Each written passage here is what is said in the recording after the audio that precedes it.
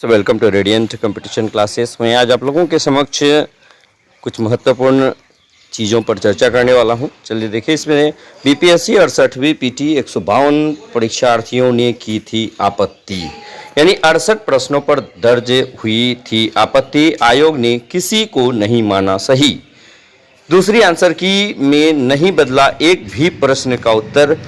152 परीक्षार्थियों ने 68वीं संयुक्त प्रारंभिक प्रतियोगिता परीक्षा के 68 प्रश्नों पर आपत्ति दर्ज कराई, पर आयोग की 10 सदस्यीय विशेषज्ञ समिति ने विचार के बाद इसमें से एक को भी सही नहीं माना। बीपीएससी ने 4 मार्च को अपनी वेबसाइट पर अपलोड अपनी दूसरी प्रोविजनल आंसर की में उन आंसरों को ही सही दोहराया जो पहले प्रोविजनल आंसर की में दिए गए थे। हालांकि इसमें आपत्ति दर्ज सभी 68 प्रश्नों के सामने आयोग ने आपत्ति से सहमत नहीं होने की वजह भी बताई है और इस संदर्भ में विशेषज्ञ समिति द्वारा विचार के बाद प्रस्तुत तथ्यात्मक आधार और तर्क भी दिए हैं। दूसरी प्रोविजनल आंसर की में 150 प्रश्नों में जिन 82 प्रश्नों पर कोई आपत्ति दर्ज नहीं कराई गई है, उनके सामने आयोग ने भी स्पष्ट उल्लेख किया है और उनके उत्तर को अंतिम रूप से आदर्श उत्तर घोषित किया है। 34 परीक्षार्थियों ने फिर दर्ज कराई आपत्ति।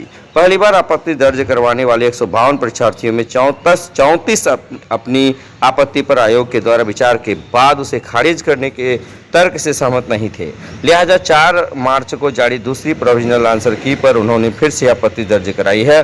अब इन आपत्तियों में प्रस्तुत तथ्यों पर नए सिरे से विचार के बाद आयोग की 10 सदस्यीय विशेषज्ञ समिति इस संबंध में अंतिम निर्णय लेगी।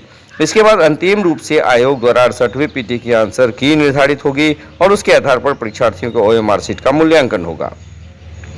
अब इसमें देखिएगा 27 मार्च को निकलेगा पीटी का रिजल्ट, यानी 14 मार्च तक फाइनल आंसर की बना ली जाएगी और उसके बाद 2-3 दिनों के भीतर उसके आधार पर ओएमआर शीट का मूल्यांकन आरंभ हो जाएगा। अगले 10 दिनों में से पूरा कर 27 मार्च को 68वीं पीटी का रिजल्ट जारी कर दिया जाएगा। दोस्तों, तो ये आज का बहुत ही महत्वपूर्ण समाचार था।